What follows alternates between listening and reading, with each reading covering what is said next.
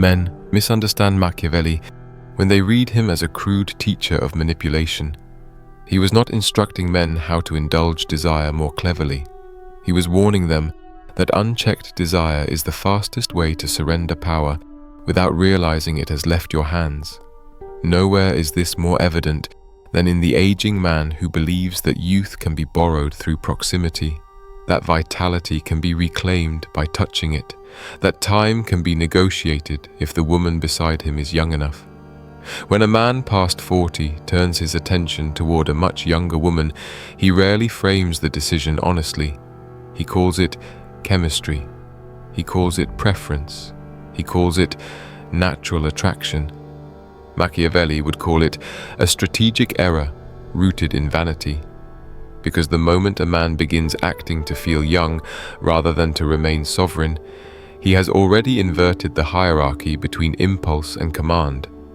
Power, as Machiavelli understood it, is not brute dominance.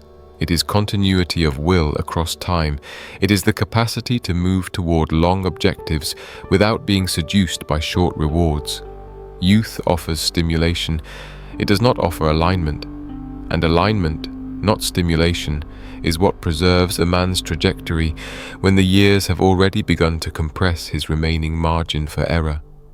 A younger woman does not meet an older man as an equal temporal creature.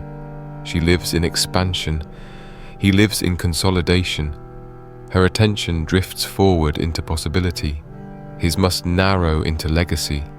When these orientations collide, the older man does not pull her upward into wisdom. He is slowly pulled sideways into irrelevance, not because she intends harm, but because desire does not negotiate with destiny. Machiavelli observed that men fall not when enemies overpower them, but when pleasures disarm them. A young woman becomes a mirror in which an older man begins to admire the reflection rather than guard the fortress. He adjusts his behavior subtly at first. He spends more time maintaining appeal than strengthening position. He becomes cautious about displeasing her, not because she demands it, but because he fears losing the illusion she provides. This is the beginning of dependence, and dependence is incompatible with authority. The tragedy is that the man believes he is winning. Society reinforces the delusion. Other men envy him. Younger men imagine they are seeing success. But Machiavelli never measured success by appearance. He measured it by leverage. Ask a harsher question. Who adapts more? Who yields ground more often? Who begins rearranging priorities that once felt immovable? Power always leaves footprints before it fully departs. A man over 40 carries accumulated structure, habits hardened by consequence, standards forged through failure. When he bonds himself to someone still forming these structures, he introduces instability into a system that can no longer afford experimentation. Youth requires exploration. Masculine maturity requires elimination. What does not serve must be cut away, not entertained for novelty. There is also the unspoken cost of time. Machiavelli was ruthless about this. Time is not neutral. It is either harvested or squandered. The older man who pours attention into sustaining excitement drains energy from building permanence. Conversations orbit emotion rather than direction. Decisions become reactive rather than strategic. The future begins to revolve around maintaining connection instead of expanding influence. And there is something even more dangerous. A younger woman does not need an older man to rise. She uses the relationship as passage, not destination. Even when affection is sincere, her growth pulls her forward, while his stability anchors him in place. Over time, he becomes the environment she passes through, not the partner she builds with. This asymmetry is not immoral, it is biological and psychological. Machiavelli would never condemn nature. He would condemn the man who ignores it. The older man assumes experience gives him control. In reality, experience only grants advantage when paired with restraint. Without restraint, experience becomes arrogance. And arrogance blinds a man to the simple truth that desire always negotiates from the position of need. The one who needs less governs more, When a man dates far younger, he needs validation that he is still chosen, still wanted, still alive. That need seeps into his posture, his decisions, his tolerance. He begins excusing behaviors he would never have accepted in his prime, not because his standards evolved, but because his leverage eroded. Machiavelli warned rulers never to let themselves be loved at the cost of being respected. Romantic relationships follow the same law. Respect emerges from gravity, from rootedness, from inevitability. Youth chases feeling. Authority commands presence. These are different currencies, and attempting to trade one for the other results in quiet bankruptcy. This is not a moral argument. It is a structural one. Men are not destroyed by younger women. They are undone by their own willingness to abandon long-term command for short-term sensation. The woman is merely the catalyst. The collapse begins the moment the man prioritizes being desired over remaining directed. And this is why the damage is rarely immediate. It unfolds gradually, disguised as happiness, masked as renewal, praised as success. Only later does the man realize that while he was proving he could still attract, he stopped asking whether the attraction was costing him everything he spent decades building. Machiavelli understood something most men resist admitting, once age has granted them comfort. Power is most vulnerable when it believes it has earned rest. The older man who turns toward younger women often does so not from hunger alone, but from fatigue. He has survived battles. He has accumulated resources. He tells himself he deserves pleasure without consequence. This is precisely the moment Machiavelli would warn him that fortune is preparing its reversal. Youth does not challenge a man directly. It dissolves him slowly. A younger woman rarely confronts an older man's authority head-on. She erodes it by shifting his center of gravity. His thoughts drift away from creation toward maintenance. His discipline loosens under the pretext of enjoyment. He becomes less ruthless with his time, less severe with his standards, more tolerant of distractions that would have once offended his sense of order. The most dangerous illusion is that the man believes he remains the teacher. He assumes age equals dominance, that wisdom naturally places him above the emotional turbulence of youth. In truth, teaching requires detachment, and desire makes detachment impossible. The moment attraction enters, the teacher becomes invested, and investment is leverage given away. Machiavelli warned princes against mercenaries because they fight for reward, not loyalty. Youth functions the same way. A younger woman aligns with excitement, novelty, and growth. When these no longer flow, her loyalty evaporates without malice. The older man misinterprets this as betrayal. Machiavelli would call it predictability. You cannot anchor permanence to something designed for motion. There is also the silent humiliation few men admit even to themselves. The older man begins competing with men younger than he is, not in domains where experience reigns, but in arenas ruled by stamina, novelty, and impulsiveness. He adjusts his appearance, his speech, even his worldview to remain relevant. He becomes reactive rather than directive. This is a reversal of masculine polarity that no amount of sexual access can compensate for. A man in his 40s should be compressing chaos, not importing it. His value lies in decisiveness, clarity, and selective engagement. When he dates much younger, he reintroduces emotional volatility into a life that should be stabilizing. Drama returns disguised as passion. Uncertainty masquerades as excitement. Machiavelli would recognize this as self-sabotage dressed in romance. The man also miscalculates scarcity. He believes youth is rare, therefore valuable. He forgets that youth is abundant and fleeting, while alignment is rare and durable. By chasing what fades fastest, he sacrifices what compounds slowly.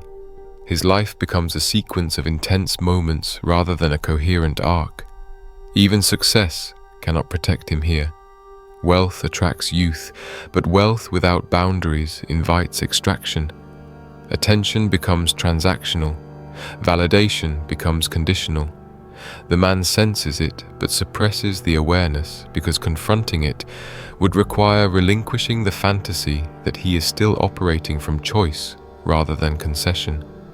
Machiavelli taught that men lose states the same way they lose women, not all at once, but through tolerated concessions. A missed boundary here, a compromised value there, an overlooked disrespect justified by attraction. Over time, the man no longer recognizes himself. He still commands resources, but not direction. He still occupies space, but not center. And perhaps the cruelest consequence is that the man's peers do not correct him. They applaud him, they joke, they envy. No one tells him that his life energy is being spent maintaining relevance instead of consolidating legacy. Machiavelli would call this the danger of flattery. When a man is praised while being weakened, collapse accelerates. Youth makes a man feel chosen again, but feeling chosen is not the same as being positioned. A man past 40 cannot afford to confuse desire with destiny. One flatters the ego, the other demands sacrifice. This is why Machiavelli emphasized foresight over pleasure. The wise man evaluates not how a decision feels today, but where it places him 5 moves ahead. Dating much younger places a man in perpetual reaction. He is always responding to shifts in emotion, attention, and expectations he cannot control. Control is not tyranny, it is stability.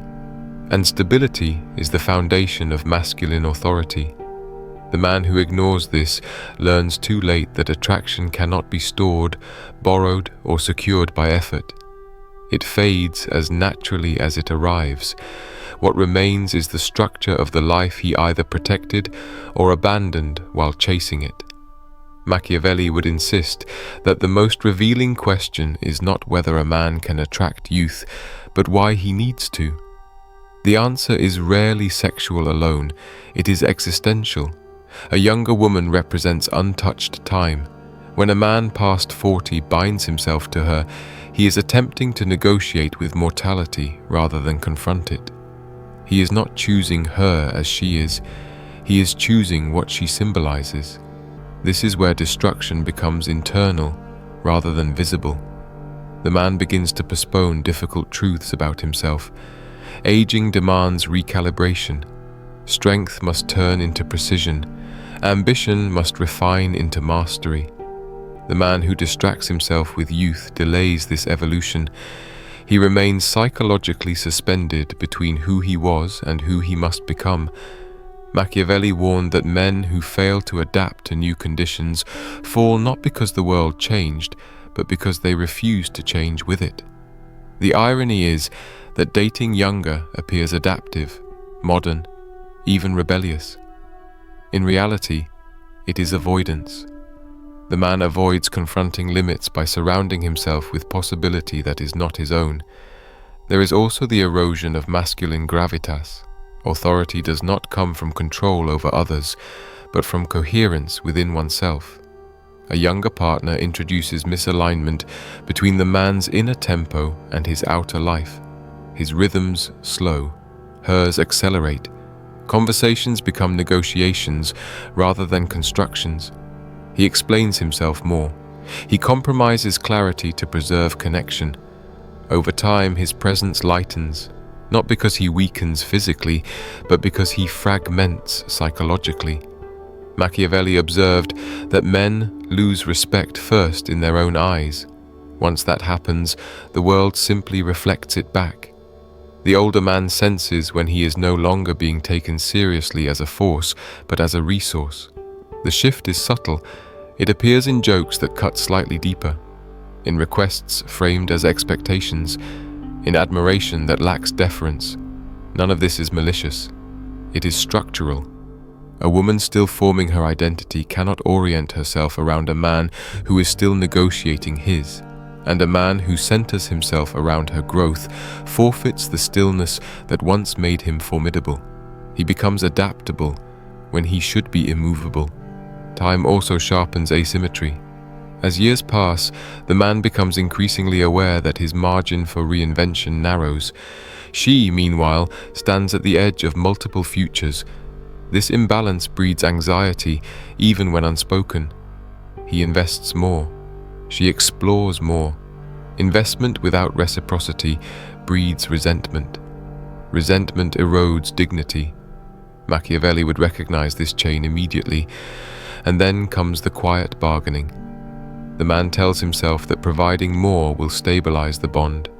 More attention, more tolerance, more generosity. Yet Machiavelli was merciless about this truth. Concessions made to preserve affection never secure loyalty. They signal weakness to fortune, which always tests the vulnerable. What ultimately destroys the man is not loss of the woman, but loss of narrative. His life stops moving towards something definitive. It begins circling. He waits. He reacts. He hopes. Hope is not a strategy. Machiavelli never trusted hope. He trusted preparation.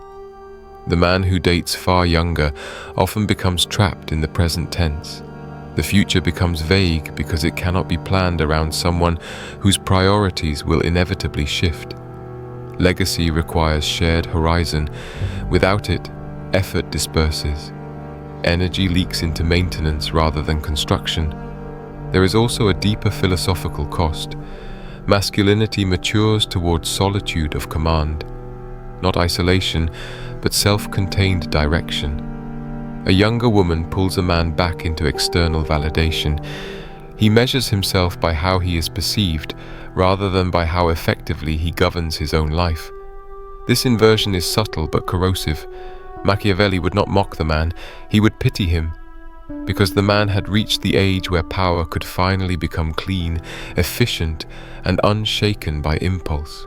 Instead, he reintroduced chaos under the illusion of pleasure. The tragedy is that by the time the man realizes what he traded away, youth has already moved on. It always does. What remains is a life that could have hardened into authority, but instead softened into nostalgia.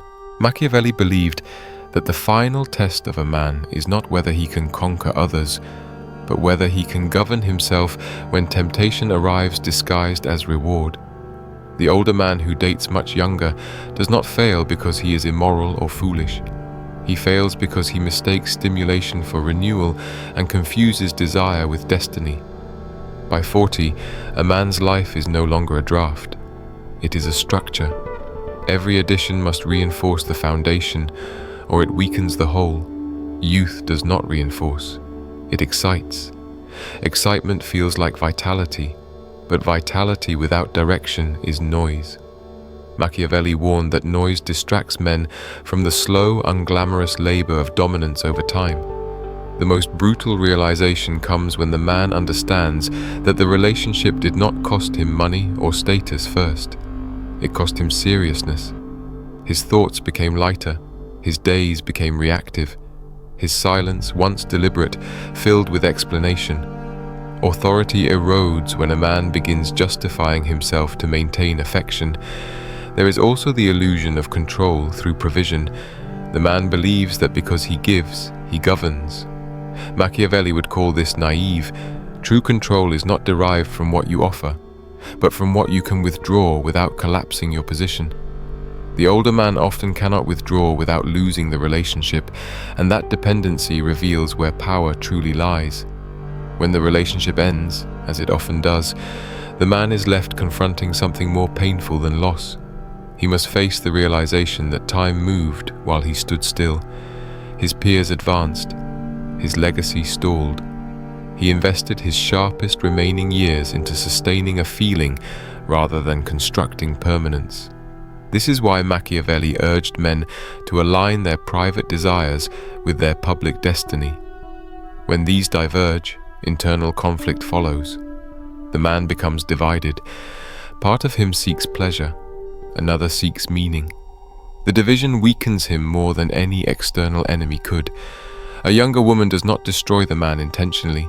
She simply exposes the fragility of a man who abandoned restraint. The destruction comes from inside, from the quiet knowledge that he compromised long-term command for short-term affirmation. The disciplined man understands something the desperate man never does. Youth is not a prize, it is a phase. Wisdom is not attractive because it sparkles, it is attractive because it is stable. A man who wants peace, influence, and dignity must choose alignment over excitement every time. Machiavelli would leave the man with no comfort, only clarity. If you are over 40, your greatest asset is not your ability to attract, but your ability to refuse distractions, to refuse vanity, to refuse the temptation to prove something that no longer matters. Power matures by subtraction, not accumulation. What you remove from your life determines what remains standing. The man who chooses carefully becomes heavier, calmer, more inevitable. The man who chases youth becomes lighter, louder, and easier to move. This is not an argument against desire, it is an argument for command. Desire mastered sharpens a man. Desire indulged dissolves him. Machiavelli would say this plainly. The man who rules himself in the second half of life becomes unshakable. The man who seeks youth to escape time becomes its servant, and time never forgives servitude.